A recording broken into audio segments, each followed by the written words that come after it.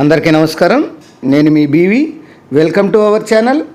ఆంధ్రప్రదేశ్ రాజధాని అమరావతితో పాటు భవిష్యత్తులో గుంటూరు, మంగళగిరి, తాడేపల్లి, విజయవాడ ఈ నగరాలన్నింటినీ కలిపి మెగా సిటీగా తయారు చేయాలని ఆంధ్రప్రదేశ్ ప్రభుత్వం అయితే చర్యలు చేపడుతుంది. దానికోసం మాస్టర్ ప్లాన్ రూపొందించింది. ఆ వివరాలన్నీ కూడా ఈ వీడియో ద్వారా తెలియజేస్తాను. వీడియో చివరిదాకా చూసి ఒక్క లైక్ ఇచ్చి మీ అభిప్రాయాన్ని కామెంట్ రూపంలో తెలియజేసి మా ఛానల్ని సబ్స్క్రైబ్ చేయండి ఫ్రెండ్స్. ఆంధ్రప్రదేశ్ రాజధాని భవిష్యత్తులో అమరావతి, గుంటూరు, మంగళగిరి, తాడేపల్లి, విజయవాడ ఈ అన్ని నగరాలను కలిపి మెగా సిటీగా రూపొందించాలని మాస్టర్ ప్లాన్ అయితే ఆంధ్రప్రదేశ్ ప్రభుత్వం అయితే రూపొందించిందని కూటమి ప్రభుత్వం చెప్తుంది. ఈ మేరకు పలువురు మంత్రులు కూడా వెల్లడించడం అయితే జరిగింది. మెగా సిటీకి ఒక అంతర్జాతీయ విమానాశ్రయం కూడా అవసరమన్నారు. దాని నిర్మాణానికి కూడా 5,000 ఎకరాలు కావాలని, ఆ మేరకు భూమి పరిశీలించాలని ముఖ్యమంత్రి చంద్రబాబు నాయుడు ఆదేశించినట్టు కూడా మంత్రులు అయితే చెప్తున్నారు.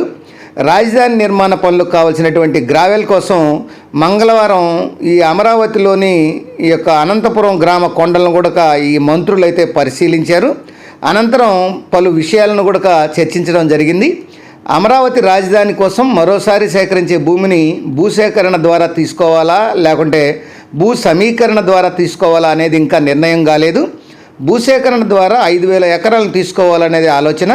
కానీ సేకరణ ద్వారా భూములు తీసుకుంటే రైతులు నష్టపోతారని పలువురు అయితే ఈ ప్రభుత్వం దృష్టికి తీసుకురావడం అయితే జరిగింది. భూసేకరణ ద్వారా భూములు తీసుకుంటే రిజిస్ట్రేషన్ ధర కంటే 2.5 రెట్లు ఎక్కువగా కట్టాల్సి వస్తుంది. ఈ సమీకరణ ద్వారా అయితే రైతులకు ప్రయోజనం చేకూరుతుంది. అందుకే వారు అదే కోరుకుంటున్నారు. ఈ భూసేకరణలో 5,000 ఎకరాలు కావాలంటే సుమారు 30,000 ఎకరాలను తీసుకోవాల్సి వస్తుంది. దీనిలో రోడ్లు, రైతులకు రిటర్నబుల్ ప్లాట్లు, లేఅవుట్లు వేసి డ్రైన్లు కట్టాల్సినటువంటి అవసరం ఉంటుంది. ఉమ్మడి తెలుగు రాజధానిలో హైదరాబాదు ఉన్నప్పుడు అప్పటి ముఖ్యమంత్రి చంద్రబాబు నాయుడు ఉన్నటువంటి సమయంలో హైదరాబాద్లో విమానాశ్రయం నిర్మించినప్పుడు కూడా అంత భూమి ఎందుకని చాలామంది విమర్శించడం అయితే జరిగింది అప్పుడు. కానీ ఈరోజు అది ఉత్తమ విమానాశ్రయాల్లో ఒకటి కావడం, చంద్రబాబు రాబోయే 100 ఏళ్ల గురించి ఆలోచిస్తున్నారనేటువంటి ఈ యొక్క ప్రశంసలు అనేవి వస్తున్నాయి. విమానాశ్రయంతో పాటు అంతర్జాతీయ స్థాయిలో ఈ యొక్క క్రీడా రంగాన్ని కూడా అమరావతిలో నిర్మించాలనేటువంటి ఆలోచన ఉంది.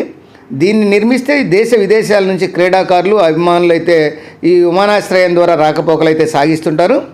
వారి వసతి కోసం హోటళ్ళు కూడా ఏర్పాటవుతున్నాయి. ఇలా ఆర్థిక కార్యకలాపాలు అభివృద్ధి చెందుతాయి, నిరుద్యోగులకు ఉపాధి లభిస్తుంది. దాన్ని దృష్టిలో పెట్టుకొని పనిచేస్తున్నట్లు ఈ మంత్రులు కూడా వివరించడం అయితే జరిగింది. అమరావతిలో నిర్మాణాలకు అవసరమైనటువంటి గ్రావెల్, కంకర సరఫరా చేయడానికి గనుల శాఖ 5 జిల్లాల్లో 851 ఎకరాలను ఈ సిఆర్డీఏకి అయితే కేటాయించింది.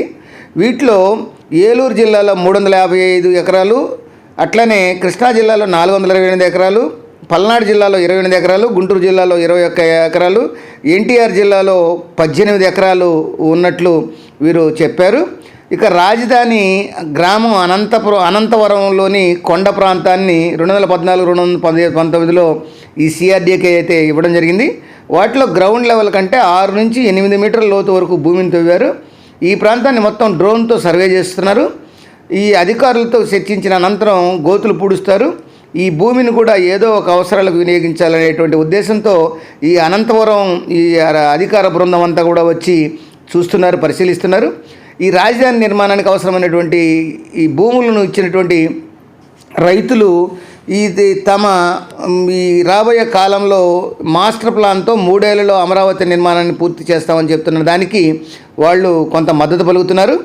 అధికారుల కోసం నిర్మించినటువంటి ప్రభుత్వ భవనాలను ఏడాదిలోగా పూర్తి చేస్తామంటున్నారు. ఏడాదిన్నరలో అమరావతిలో సుమారు 360 కిలోమీటర్ల ట్రంక్ రోడ్డును నిర్మిస్తామంటున్నారు. 2.5 ఏళ్లలో రైతులు రిటర్నబుల్ ప్లాట్లు, లేఅవుట్లు, రోడ్లు, 3 ఏళ్లలో ఐకాన్ టవర్లు కూడా నిర్మిస్తామంటున్నారు. ఇప్పటికే అమరావతి పునర్నిర్మాణానికి అవసరమైనటువంటి 68 పనులకు సంబంధించినటువంటి 42,360 కోట్ల విలువైన టెండర్లు కూడా పూర్తి చేశారు. రాజధానిలో 64,902 కోట్లు, మొత్తం 92 పనులు చేపడుతున్నారు. ఈ మేరకు మంత్రివర్గం, కూటమి ప్రభుత్వ నాయకులు కూడా చెప్తున్నారు.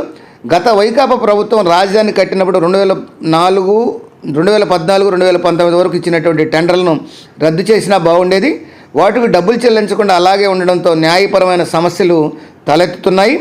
ఇట్లా వాటిని పరిష్కరించడానికి దాదాపు 7 నెలల సమయం పట్టేటువంటి అవకాశం ఉంది. దీంతో మళ్ళీ టెండర్లు పిలవాలనేటువంటి ఆలోచన కూడా ఉన్నట్లు ఈ యొక్క ఏపీ కూటమి ప్రభుత్వం మరియు మంత్రులు మరియు చెప్తున్నారు. ఈ విషయాన్నే ముఖ్యమంత్రి నారా చంద్రబాబు నాయుడు కూడా ధృవీకరిస్తున్నారు. ఏది ఏమైనా ఈ యొక్క ఏపీ రాజధాని అమరావతితో పాటు ఈ యొక్క గుంటూరు, విజయవాడ, మంగళగిరి, తాడేపల్లి ఈ నగరాలన్నింటినీ కలిపి ఒక మెగా సిటీగా తయారు చేయాలనేది కూటమి ప్రభుత్వ ఒక బృహత్తర ప్రణాళిక. అది ఫ్రెండ్స్, మరొక అంశంతో మళ్ళీ మీ ముందుంటాను ఫ్రెండ్స్. జై హింద్.